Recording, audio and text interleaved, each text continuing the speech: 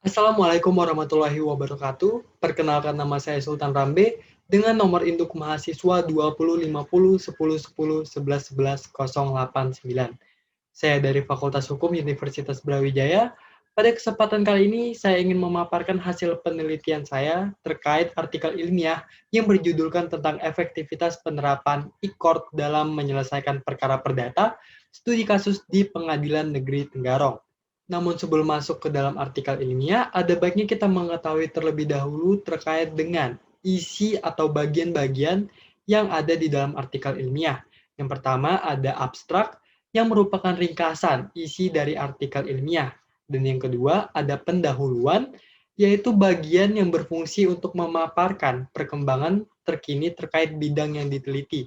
Pada penelitian kali ini, bidangnya berkaitan dengan sistem e-court. Selanjutnya ada tinjauan pustaka, yang mana bagian ini berfungsi untuk memaparkan pengertian yang berkaitan dengan bidang yang diteliti. Yang keempat, metode penelitian berfungsi untuk memaparkan metode yang digunakan oleh peneliti dalam melakukan penelitian.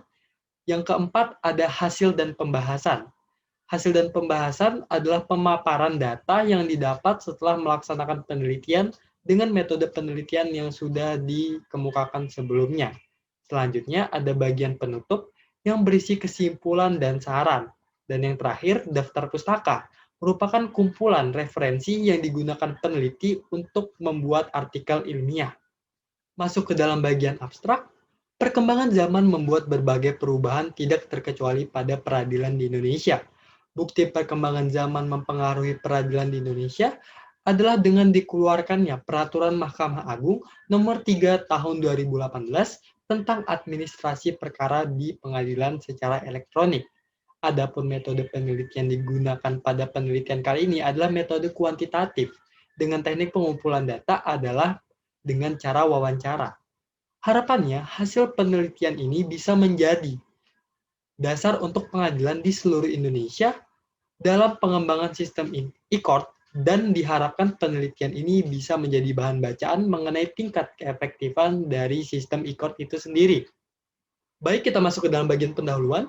Saat ini dunia sudah memasuki era industri 4.0, atau juga bisa kita sebut sebagai era Internet of Things, yang mana di sini hubungan antar sesama manusia bisa dilakukan melalui internet, tanpa perlu melakukan hubungan tatap muka dalam menyelesaikan suatu permasalahan antar hubungan sesama manusia. Penerapan internet dalam penyelesaian perkara di pengadilan ternyata tidak bertentangan dengan asas yang dianut oleh seluruh lembaga pengadilan di Indonesia, yaitu asas constante justiti atau asas peradilan sederhana, cepat, dan biaya ringan. Ditambah lagi mekanisme sebelumnya yang dilakukan secara offline, ada berbagai permasalahan. Yang pertama, ketepatan waktu dan jadwal persidangan karena dilakukan secara offline, dan yang kedua, ketersediaan layanan informasi pengadilan yang tidak merata antar satu pengadilan dengan pengadilan yang lainnya. Karena di sini tiap pengadilan memiliki kemampuan yang berbeda dalam menginformasikan suatu informasi kepada masyarakat. Oleh karena itu, di sini adanya sistem e-court untuk membantu kesamarataan dalam pemberian informasi antar pengadilan yang satu dengan pengadilan yang lainnya. Dan yang ketiga, adanya pungutan liar apabila dilakukan melalui offline. Sehingga hadirlah Peraturan Mahkamah Agung Nomor 3 Tahun 2018 tentang administrasi perkara di pengadilan secara elektronik sebagai upaya untuk mengikuti perkembangan zaman dan sebagai solusi dari permasalahan yang ditimbulkan dari jalur secara offline. Masuk ke dalam rumusan masalah, terdapat dua rumusan masalah yang ingin kita selesaikan pada artikel ilmiah kali ini. Yang pertama adalah tentang bagaimana Pengadilan Negeri Tenggarong dalam menjalankan sistem e-court khususnya dalam lingkup kasus perdata. Dan yang kedua, apakah sistem e-court dapat menjadi cara untuk mempercepat penyelesaian perkara khususnya dalam lingkup perdata. Selanjutnya, tujuan penelitian saya adalah yang pertama, untuk mengetahui apakah Pengadilan Negeri Tenggarong dapat menjalankan sistem e-court dalam lingkup peradilan perdata. Dan yang kedua, untuk mengetahui apakah dengan adanya sistem e-court dapat membantu pengadilan dalam mempercepat penyelesaian perkara khususnya dalam lingkup perdata. Adapun manfaat penelitian, saya menggarisbawahi bahwa manfaat penelitian saya kali ini terdapat 3 manfaat. Yang pertama, sebagai bahan bacaan. bahan bacaan bagi seluruh masyarakat Indonesia dalam menambah wawasannya mengenai keefektifan dari sistem e-court. Dan yang kedua, sebagai dasar penerapan e-court. Diharapkan hasil penelitian ini bisa menjadi dasar bagi seluruh pengadilan di Indonesia untuk melakukan penerapan sistem e-court di ruang lingkup peradilannya. Dan yang ketiga, untuk membantu pengembang sistem e-court. Diharapkan penelitian ini bisa menjadi bahan bacaan mengenai tingkat keefektifan dari sistem e-court itu sendiri. Selanjutnya, kita masuk ke tinjauan pustaka mengenai tentang pengertian pengadilan. Menurut pasal 5 Undang-Undang Kekuasaan Kehakiman, pengadilan adalah dewan yang mengadili menurut hukum dengan tidak membeda-bedakan orang, dan pengadilan juga membantu mencari keadilan dan berusaha untuk mengatasi hambatan dan rintangan untuk dapat tercapainya peradilan yang sederhana, cepat, dan biaya ringan. Selanjutnya kita masuk ke dalam pengertian dari hukum perdata. Menurut Sajipto, hukum perdata adalah hukum yang mengatur sekalian perkara yang berisi hubungan antar sesama warga negara, seperti hukum perkawinan, hukum waris, dan hukum perjanjian. Selanjutnya kita masuk ke dalam pengertian dari asas constante justiti dalam peradilan di Indonesia. Maksud dari asas constante justiti adalah proses peradilan yang tidak berbelit-belit. Acaranya jelas, mudah dipahami, dan biaya yang terjangkau oleh masyarakat kelas bawah sekalipun. Asas constante justiti ingin mewujudkan suatu keadilan di dalam ruang lingkup peradilan di Indonesia. Selanjutnya, kita masuk ke dalam pengertian e-court. Sistem e-court adalah layanan bagi pengguna terdaftar untuk pendaftaran perkara secara online atau melalui jaringan. Tujuan dari sistem e-court ini sendiri adalah untuk meningkatkan pelayanan dalam perannya dalam penerimaan pendaftaran secara online, di mana masyarakat dapat menghemat waktu dan biaya saat melakukan pendaftaran perkara. Adapun sistem e-court meliputi beberapa bidang. Yang pertama, pendaftaran perkara secara online atau e-filing. Yang mana di sini dengan adanya sistem e-court, pendaftaran perkara bisa dilakukan dimanapun, kapanpun, dan dalam situasi apapun. Selanjutnya, ada pembayaran panjar biaya online atau e-payment. Dengan adanya sistem e-court, pembayaran biaya pendaftaran atau pembayaran panjar bisa dilakukan dimanapun. Dan ini memudahkan setiap masyarakat untuk melakukan pembayaran terhadap perkara yang ia daftarkan. Selanjutnya, ada pemanggilan elektronik atau e-summons, yang mana di sini pengadilan bisa dengan efektif melakukan pemanggilan karena dilakukan secara online. Dan yang terakhir, ada persidangan elektronik atau e-litigasi, yang mana persidangan bisa dilakukan dalam jaringan, sehingga meningkatkan keefektivitasan dari pengadilan dalam penyelesaian kasus, khususnya dalam lingkup peradilan perdata. Kita masuk ke dalam metode penelitian. Metode penelitian yang digunakan dalam artikel ilmiah ini adalah metode penelitian yang bersifat kuantitatif, dengan teknik pengumpulan data dengan cara wawancara. Wawancara yang dilakukan kepada narasumber yang memiliki kemampuan untuk menjawab rumusan masalah yang sudah dipaparkan sebelumnya. Adapun langkah-langkah yang digunakan untuk pengumpulan data penelitian, terdapat 6 tahapan. Yang pertama, menentukan narasumber yang sesuai agar nantinya dapat menjawab rumusan permasalahan. Dan di sini terdapat 3 narasumber yang peneliti anggap mampu untuk menjawab rumusan masalah. Yang pertama adalah seorang hakim di Pengadilan Negeri Tenggarong dan 2 orang pengacara yang sering beracara di Pengadilan Negeri Tenggarong. Tahapan kedua adalah melakukan wawancara. Tahapan ketiga adalah menganalisis hasil wawancara. Tahapan keempat adalah mencari dokumen yang dapat menguatkan hasil dari wawancara yang diberikan oleh narasumber. Dan yang kelima adalah menggabungkan seluruh data yang sudah didapatkan, baik dari hasil wawancara maupun dari hasil pencarian dokumen yang menguatkan hasil dari wawancara. Dan yang keenam atau yang terakhir adalah membuat suatu kesimpulan berdasarkan dari hasil penelitian. Kita masuk ke dalam hasil dan pembahasan di bagian yang pertama, penerapan sistem e-court di Pengadilan Negeri Tenggarong. Seperti yang kita ketahui, peraturan mengenai sistem e-court sudah dikeluarkan oleh Mahkamah Agung pada tahun 2018. Namun, sistem e-court baru mulai dijalankan pada bulan September 2019. Hal itu dikarenakan dalam menjalankan sistem e-court dibutuhkan tenaga ahli yang mampu untuk mengoperasikan sistem tersebut, sehingga dibutuhkan waktu untuk memberikan pelatihan. Selain itu, Pengadilan Negeri Tenggarong mengharuskan semua pendaftaran dalam lingkup peradilan perdata dilakukan melalui sistem e-court. Dan bagi masyarakat yang belum mendaftarkan akunnya ke dalam e-court, di sini Pengadilan Negeri Tenggarong menyediakan tempat bagi masyarakat untuk mendaftarkan perkara dengan sistem e-court yang dibantu oleh petugas yang sudah mendapatkan pelatihan.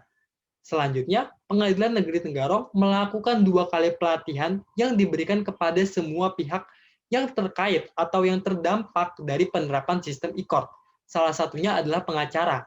Pengadilan Negeri Tenggarong memberikan undangan kepada beberapa organisasi pengacara seperti KAI, Peradi, dan Peradil. Adapun materi yang dibahas berupa yang pertama terkait tentang tata cara pembuatan akun e-court, dan yang kedua penyampaian materi terkait hukum acara pada sistem e-court, dan yang ketiga pengenalan sistem e-kalender kepada peserta pelatihan, dan yang keempat memaparkan segala hal terkait hukum acara yang dapat dilakukan melalui sistem e-court, seperti pendaftaran gugatan, pembayaran biaya pendaftaran secara online, memberikan jawaban, kesimpulan, putusan, serta upaya yang dapat dilakukan segala pihak terhadap putusan yang diberikan pengadilan. Berdasarkan hasil wawancara yang dilakukan, pada awalnya sistem e-court yang diterapkan dalam peradilan dalam lingkup perdata tidak terlalu banyak digunakan oleh masyarakat. Namun seiring berjalannya waktu, akhirnya penggunaan sistem e-court di Pengadilan Tenggarong semakin meningkat. Hal ini tidak lepas dari peran Pengadilan Negeri Tenggarong dengan memberikan suatu pelatihan kepada semua pihak yang terdampak dari penerapan sistem e-court ini sendiri. Selanjutnya, kita masuk ke dalam bagian terkait efektivitas penggunaan sistem e-court dalam peradilan perdata di Pengadilan Negeri Tenggarong. Sistem e-court sudah berhasil diberlakukan di Pengadilan Negeri Tenggarong. Namun apakah sistem e-court mampu menciptakan efektivitas? Sesuai dengan asas constante justiti, yaitu asas peradilan sederhana, cepat, dan biaya ringan. Asas constante justiti sudah dituangkan dalam Undang-Undang Nomor 48 Tahun 2009. Sehingga di sini peneliti dalam melakukan wawancara mewawancarai 3 narasumber, yang mana di sini terdapat 1 hakim dan 2 pengacara. Dari hasil wawancara didapat sebuah jawaban terkait apakah sistem e-court memberikan efektivitas atau tidak. Baik, yang pertama dari Pak Riko yang merupakan Hakim Pengadilan Negeri Tenggarong. Jawabannya terkait efektivitas dari sistem e-court adalah lebih cepat dikarenakan adanya fitur court calendar sebagai salah satu bagian dari sistem e-court yang membuat jadwal persidangan dapat tersusun dengan baik dan semua pihak dapat langsung mengetahui jadwal persidangan sehingga jadwal persidangan dapat diperkirakan. Baik, selanjutnya kita masuk ke dalam pendapat yang disampaikan Pak Rizal selaku advokat atau pengacara yang sering beracara di Pengadilan Negeri Tenggarong. Beliau menyebutkan bahwa sistem e-court terkait efektivitasnya memberikan kemudahan atau mempercepat, karena persidangan sejak awal sudah ditentukan dengan court calendar, yang isinya tentang waktu persidangan yang disepakati oleh semua pihak yang terikat dalam perkara dan segala kegiatan persidangan dapat dilakukan secara daring atau dalam jaringan. Selain itu, sistem e-court lebih baik karena mengurangi biaya yang dikeluarkan oleh penggugat karena adanya biaya relas atau biaya pemanggilan pihak yang berperkara. Bila dilakukan melalui sistem non-e-court, biaya relas dibebankan kepada penggugat. Namun dengan adanya sistem e-court, biaya relas tidak diberlakukan karena pemanggilan dilakukan melalui email yang tidak membutuhkan biaya. Selanjutnya, pendapat dari Pak Ihsan yang merupakan advokat atau pengacara yang sering beracara di Pengadilan Negeri Tenggarong, beliau menyebutkan terkait keefektifan dari sistem e-court. Pada dasarnya, penerapan e-court dalam proses penyelesaian tidak menjadikan perkara diputus lebih cepat atau lebih lama, mengingat bahwa hukum acara yang dipergunakan tetap menggunakan hukum acara perdata yang berlaku. Akan tetapi, khusus berkaitan dengan proses pendaftaran perkara, maka e-court jauh lebih memberikan kemudahan, seperti misalkan pendaftaran perkara pada pengadilan di luar domisili, yang mana di sini penggugat tidak perlu datang ke pengadilan untuk melakukan pendaftaran perkaranya. Selanjutnya kita masuk ke dalam penjelasan lebih lanjut terkait implementasi asas constante justiti dalam sistem e-court khusus dalam peradilan perdata. Yang pertama terkait peradilan yang sederhana. Dengan adanya sistem e-court memudahkan proses pendaftaran gugatan tanpa perlu datang langsung ke Pengadilan Negeri Tenggarong. Dan yang kedua, peradilan cepat. Dengan adanya sistem e-court, seperti yang sudah dijelaskan oleh narasumber, bahwa sistem e-court mempercepat penyelesaian perkara dengan adanya fitur e-calendar yang memudahkan segala pihak untuk mengatur jadwal persidangan. Dan yang terakhir, ada biaya ringan.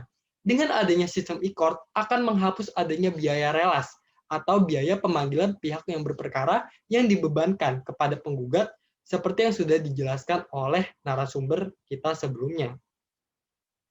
Selanjutnya kita masuk ke dalam bagian penutup. Berdasarkan hasil penelitian dapat disimpulkan bahwa Pengadilan Negeri Tenggarong sudah mampu dalam melaksanakan sistem e-court yang bertanggung jawab dengan cara memberikan pelatihan mengenai cara penggunaan sistem e-court kepada masyarakat yang terdampak dari sistem e-court itu sendiri.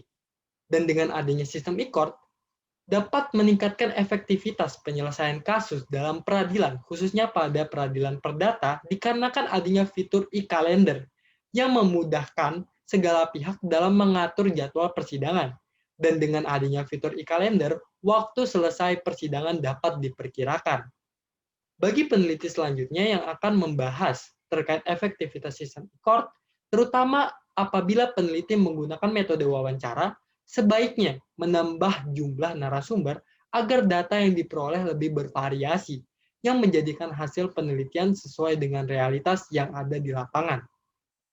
Selanjutnya, kita masuk ke dalam bagian daftar pustaka. Saya sebagai peneliti menjabarkan seluruh referensi yang saya gunakan dalam artikel ilmiah saya kali ini. Baik, mungkin sekian dari hasil presentasi saya. Kurang lebihnya mohon maaf. Wassalamualaikum warahmatullahi wabarakatuh.